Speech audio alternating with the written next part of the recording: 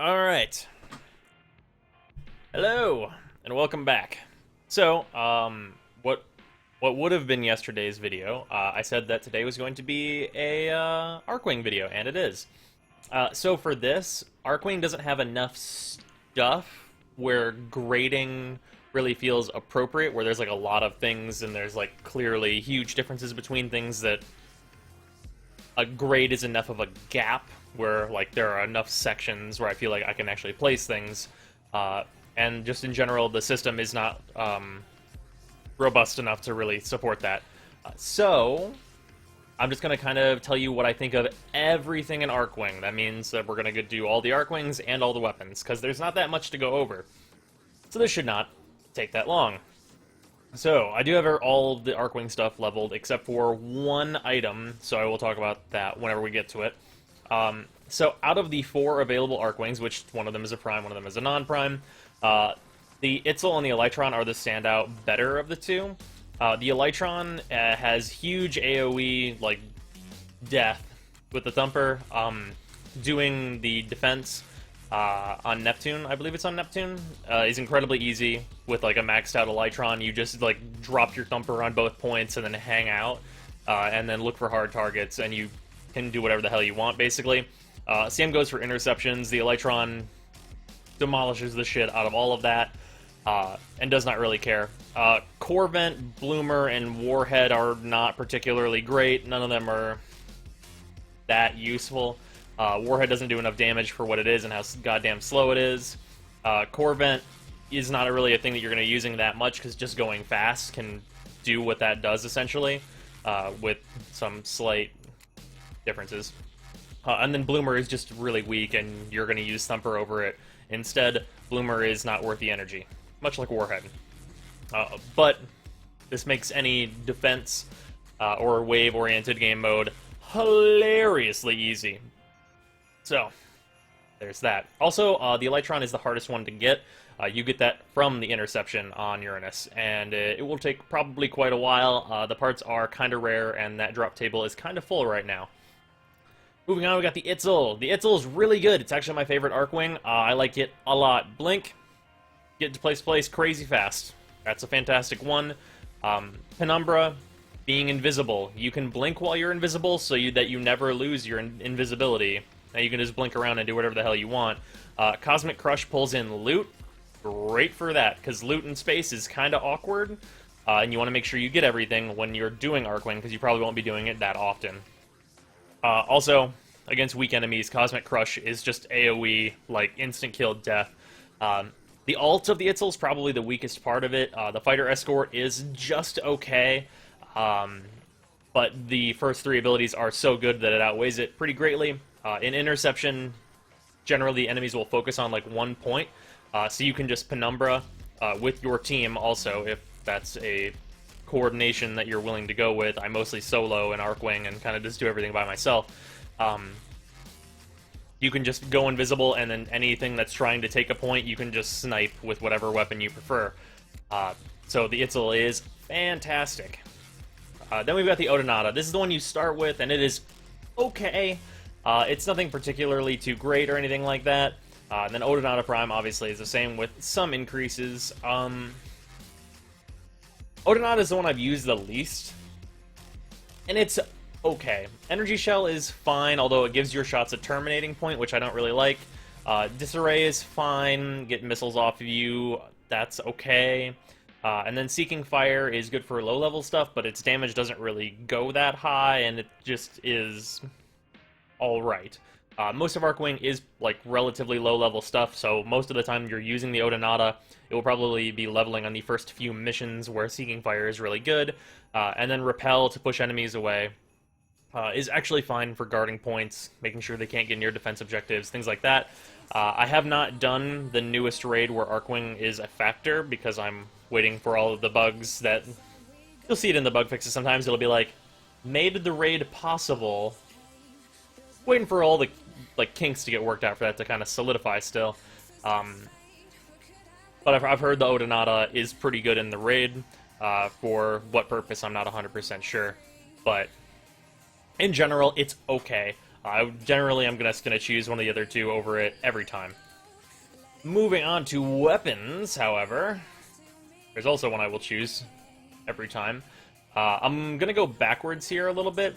So the Kazas is the one Archwing weapon that I don't have because the damn thing won't fucking drop for me. That goddamn blade will not come out of that defense. But based on its stats and everything I've heard about it, it's okay. You can use it if you like scythes. It doesn't seem that great based on the stats. It seems like it's just an okay, normal Archwing melee. Going with that, the Veritux is also okay. It's okay. This one's really slow. For the, like, basically no damage you're getting out of it. Its other stats, like critical and such, are not good. You want to basically drop the Veritux as soon as you can after you get Archwing.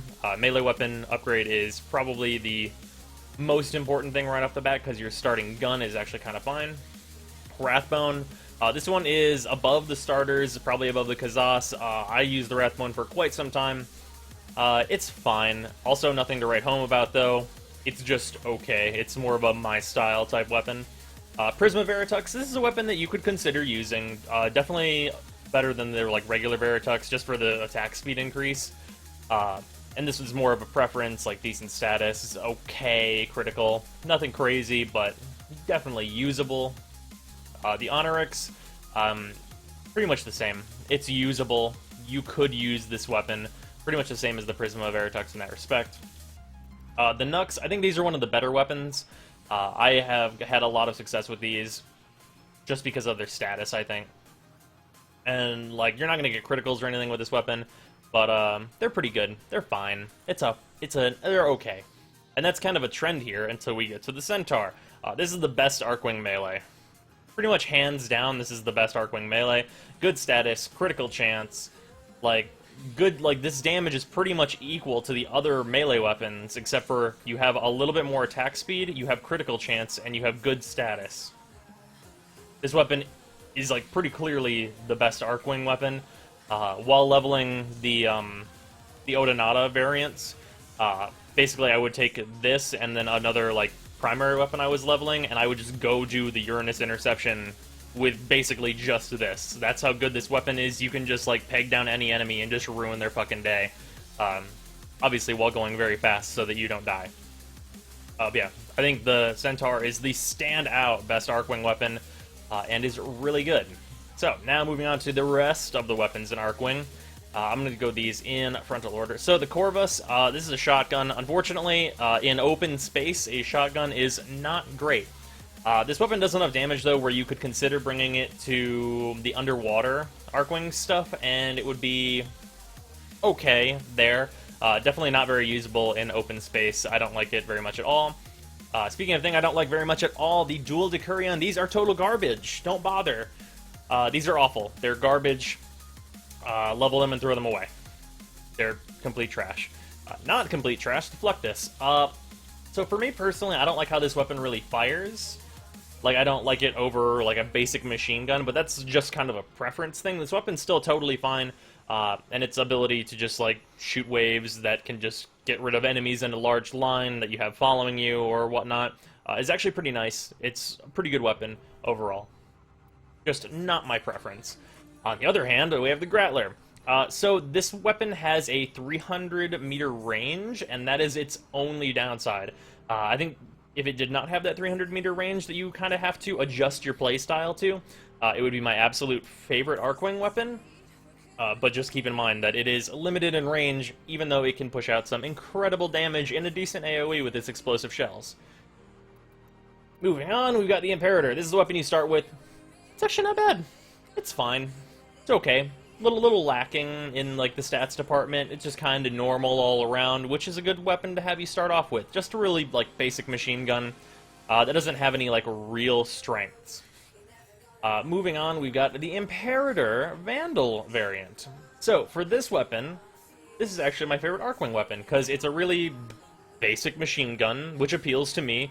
But you get 15% critical chance, which is, with as many shots as you're pumping out with this weapon, you're going to crit a lot more often than you really think you will. And then it's increased status and more magazine size. Having 10% status on a weapon that can push out this many bullets is actually not that bad. You're going to be hitting your statuses quite a lot of the time.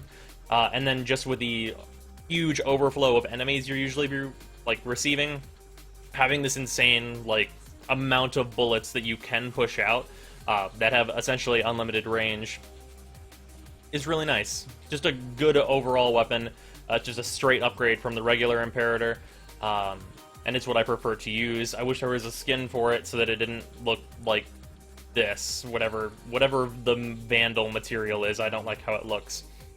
So then we have the PHAEDRA. So, despite what it says... One moment. Woo! Despite what it says right here, devastate free space enemies with PHAEDRA, the Soma's big sister. This is not the Soma's big sister. In fact, I would argue that this is the Soma's little sister.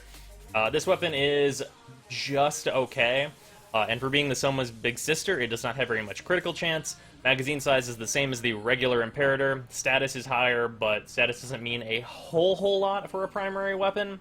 That is shooting slower than the Imperator Vandal.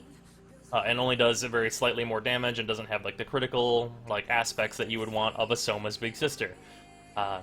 So it's okay. It's probably better than the regular Imperator, but I'm definitely not going to choose it over the Vandal.